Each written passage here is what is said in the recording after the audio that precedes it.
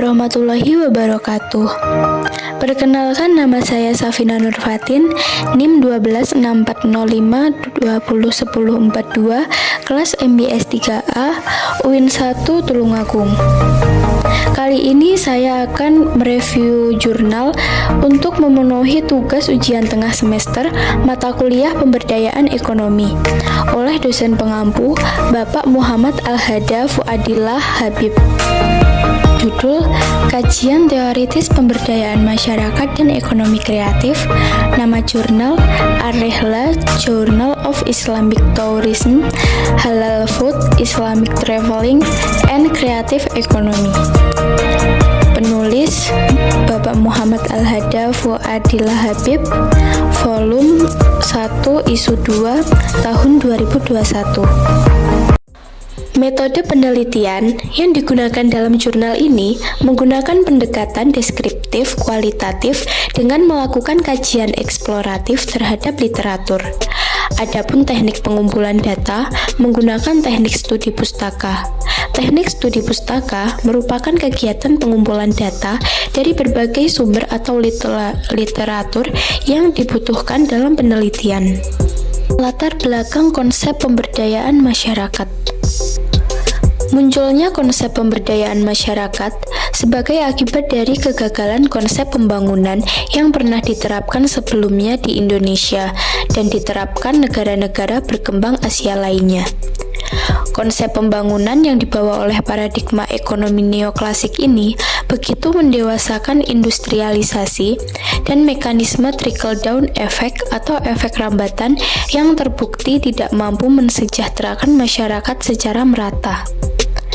Mereka yang berada di posisi atas tidak pernah puas dengan sumber daya yang diberikan.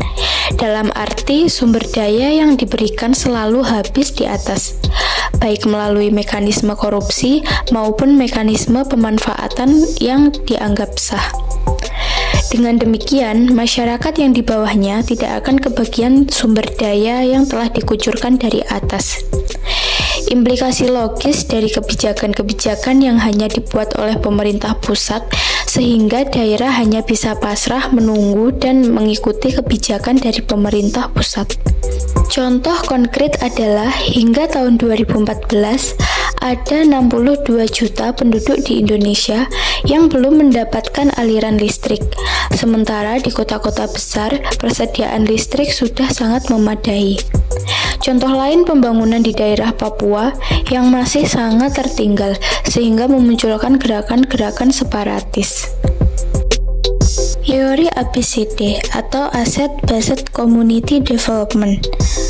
Salah satu model pendekatan yang dapat dilakukan dalam upaya pemberdayaan masyarakat adalah pendekatan ABCD, yang merupakan model pemberdayaan masyarakat yang mengutamakan pemanfaatan aset dan potensi yang dimiliki oleh komunitas masyarakat setempat. Pelaksanaan pemberdayaan masyarakat dengan pendekatan ABCD secara umum memiliki 4 komponen yang perlu dilakukan, yaitu Problem-Based Approach. Problem-based approach merupakan potensi yang dimiliki oleh masyarakat berupa kesadaran akan masalah yang tengah dihadapi. Yang kedua, need-based approach. Need-based approach merupakan aspek terpenuhinya kebutuhan dasar anggota masyarakat. Yang ketiga, right-based approach. Right-based approach merupakan aspek pemberdayaan masyarakat dengan menggunakan kekayaan atau materi untuk pemberdayaan masyarakat. Yang keempat, asset-based approach merupakan aspek pemberdayaan masyarakat yang menggunakan potensi dasar yang telah dimiliki oleh masyarakat sendiri. Melalui pendekatan ABCD ini, secara berkelanjutan dapat membentuk kemandirian, kesejahteraan, dan peningkatan taraf hidup masyarakat setempat, baik secara sosial maupun ekonomi.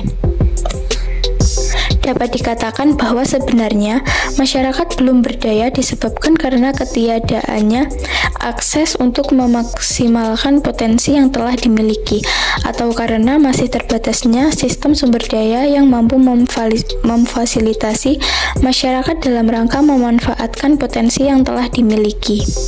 Teori stakeholder. Kegiatan pemberdayaan masyarakat ini tentu saja tidak terlepas dari peran para pemangku kepentingan atau yang biasa kita sebut stakeholder, seperti pemerintah sebagai pembuat, penyusun, dan pelaku pemberdayaan, kemudian pihak swasta, akademisi, masyarakat yang diberdayakan, dan berbagai pihak lain. Peranan para pemangku kepentingan tersebut tentu saja tidak bisa dilakukan secara terpisah atau berjalan sendiri-sendiri, namun harus dilakukan secara kolektif dan saling bersinergi demi tercapainya tujuan bersama. Asumsi dasar dari teori stakeholder menyatakan bahwa semakin kuat hubungan antar stakeholder, maka akan semakin baik hasil dari pemberdayaan masyarakatnya. Sebaliknya, semakin buruk hubungan antar stakeholder, maka akan semakin sulit mencapai keberhasilan dalam upaya pemberdayaan masyarakat. Hubungan yang kuat antar pemangku kepentingan ini didasarkan pada nilai kepercayaan, rasa hormat, dan kerjasama. Keterlibatan stakeholder dalam pemberdayaan masyarakat terjalin juga melalui suatu kolaborasi. Selain itu, analisis keterlibatan stakeholder sangat penting dilakukan untuk mengetahui kapasitas keterlibatan para stakeholder, untuk melihat tugas pokok dan fungsi masing-masing aktor yang terlibat dalam kegiatan pemberdayaan masyarakat. Peningkatan ekonomi masyarakat. Tujuan utama pemberdayaan masyarakat seringkali untuk meningkatkan ekonomi masyarakat. Peningkatan ekonomi ini dilakukan guna meningkatkan kesejahteraan masyarakat.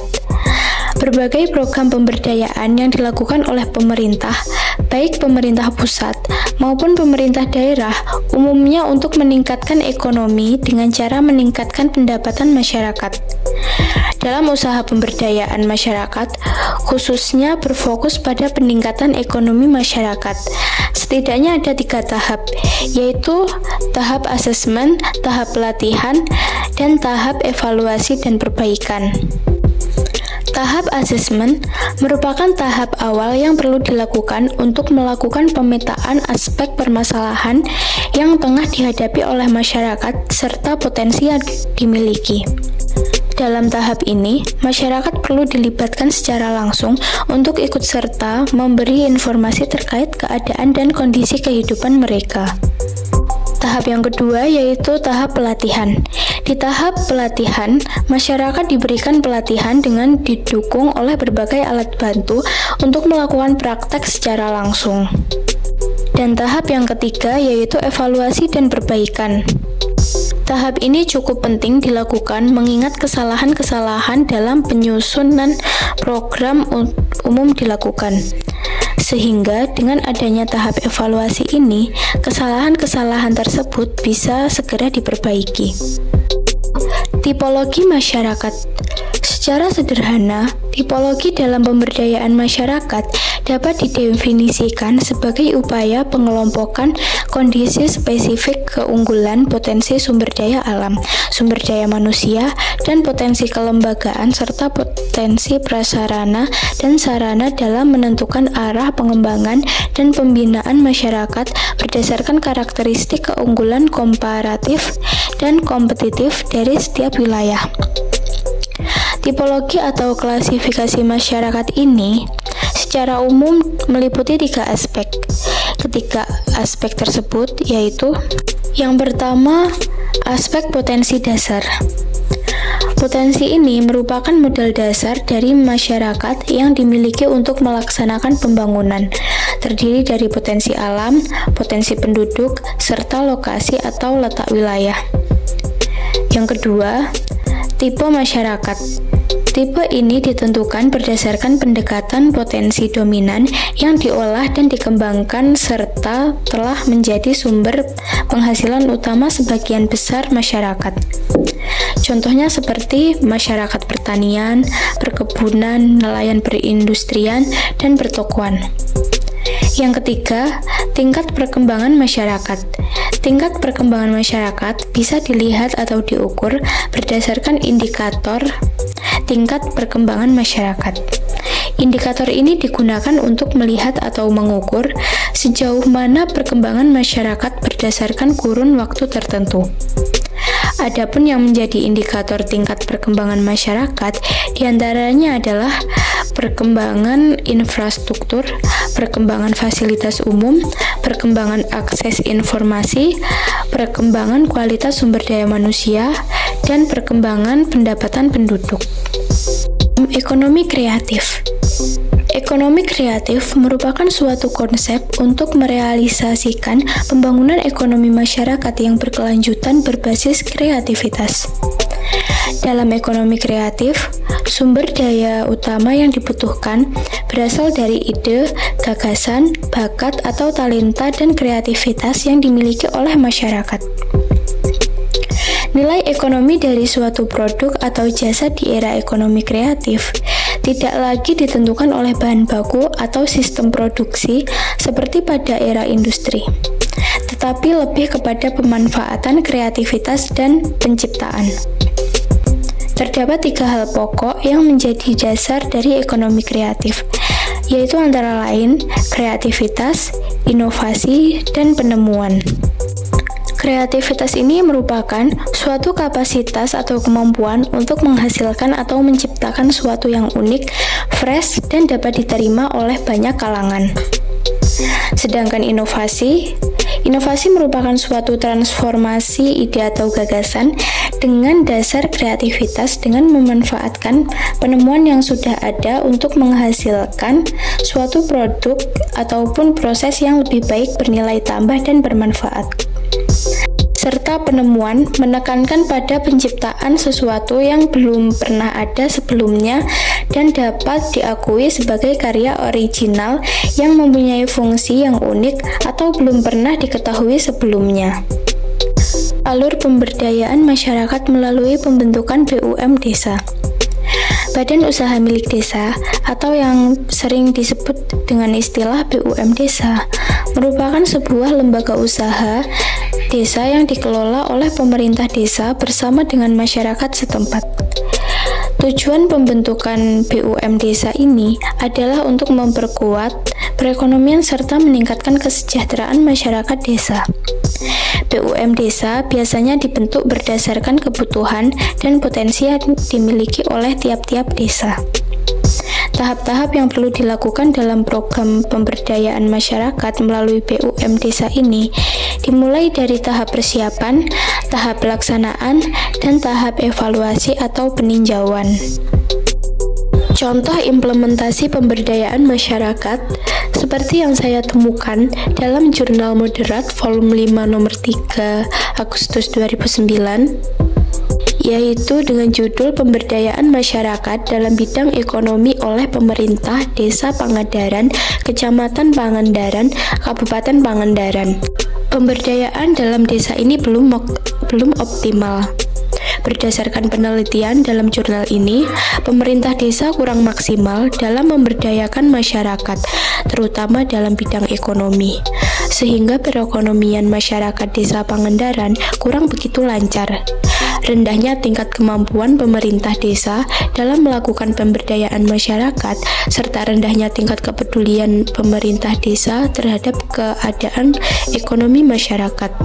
Hal ini diketahui dari 10 indikator yang diteliti, hanya 3 yang dilaksanakan dengan baik, dan sisanya 7 indikator belum dilaksanakan dengan baik. Kesimpulan dari jurnal ini yaitu berdasarkan pemaparan yang telah dilakukan dapat disimpulkan bahwa munculnya konsep pemberdayaan masyarakat sebagai akibat dari kegagalan konsep pembangunan yang pernah diterapkan sebelumnya di Indonesia dan diterapkan di negara-negara berkembang Asia lainnya. Adapun tujuan utama pemberdayaan masyarakat seringkali untuk meningkatkan ekonomi masyarakat. Peningkatan ekonomi dilakukan guna meningkatkan kesejahteraan masyarakat. Dalam jurnal ini juga menjelaskan teori ABCD dan teori stakeholder. Yang menurut teori stakeholder, pemberdayaan masyarakat dipahami sebagai bentuk upaya yang ditempuh oleh pemerintah untuk mengembangkan, memandirikan, dan menswadayaan masyarakat. Lalu juga menjelaskan mengenai ekonomi kreatif dan bentuk nyata pemberdayaan masyarakat yang dilakukan dengan pembentukan BUM desa. Dan review jurnal dari saya, ada kurang lebihnya saya mohon maaf. Wassalamualaikum warahmatullahi wabarakatuh.